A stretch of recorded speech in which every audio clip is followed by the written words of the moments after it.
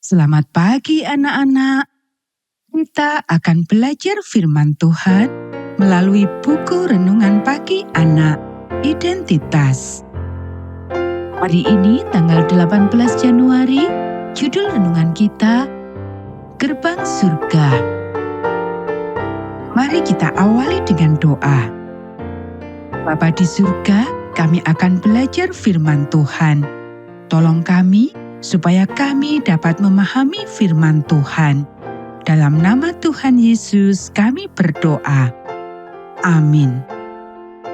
Anak-anak, ayat inti renungan pagi kita hari ini diambil dari kitab Kejadian pasal 28 ayat 16 dan 17. Ketika Yakub bangun dari tidurnya, berkatalah ia, "Sesungguhnya Tuhan ada di tempat ini dan aku tidak mengetahuinya." Ia takut dan berkata, "Alangkah dahsyatnya tempat ini. Ini tidak lain dari rumah Allah. Ini pintu gerbang surga." Saya ingin tahu apakah Yakub memiliki kesulitan tidur malam itu. Dia telah membuat beberapa pilihan yang sangat bodoh. Pertama, dia telah menipu kakaknya Esau untuk mendapatkan hak kesulungannya, lalu menipu ayah mereka untuk memberikan berkat hak kesulungan kepadanya. Dia benar-benar lebih muda dari Esau, meskipun hanya beberapa menit. Tetapi ibunya telah memberitahukan kepadanya bahwa Allah telah menubuatkan bahwa dialah yang akan menjadi kepala keluarga, bukan Esau. Yakub ingin memastikan hal itu terjadi. Tetapi Allah tidak membutuhkan bantuannya, apalagi dengan cara menipu dan menipu. Sekarang kakaknya sudah cukup marah untuk membunuhnya, dan Yakub sedang dalam perjalanan untuk tinggal bersama kerabatnya yang jauh. Dia tidak tahu apa yang akan terjadi padanya. Dan yang lebih hebat lagi, ia mencoba tidur dengan batu sebagai bantal. Tetapi ia tertidur, dan ketika ia tertidur, ia bermimpi. Sebuah tangga sampai ke surga, dan Yakub melihat para malaikat naik turun dari tangga itu, berkomunikasi antara surga dan bumi.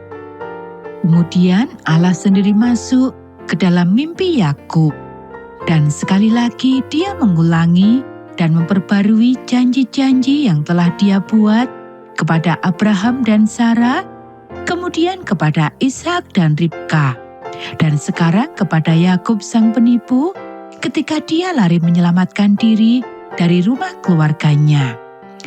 Bagaimana hal itu bisa terjadi?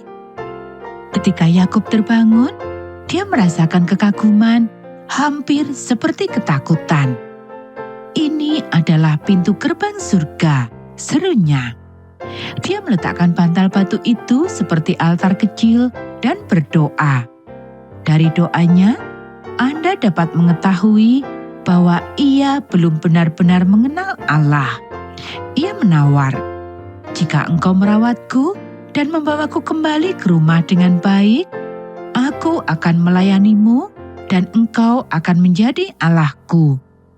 Aku bahkan akan membayar persepuluhan." Anak-anak, pernahkah Anda berdoa seperti itu? "Jika engkau melakukan ini dan itu Tuhan, maka aku akan melayanimu." Tuhan senang dengan langkah pertama ini. Dia tahu bahwa seiring berjalannya waktu, Yakub akan belajar dengan lebih baik. Anak-anak, demikianlah renungan pagi kita hari ini. Mari kita akhiri dengan doa. Pemberi visi, Engkau memanggil kami untuk berjalan bersamamu, bahkan ketika kami telah mengacaukan segalanya. Tolonglah saya untuk bertobat, meminta pengampunan, menebus kesalahan jika saya bisa, dan mengikut Engkau dengan setia tanpa membuat syarat atau tawar-menawar.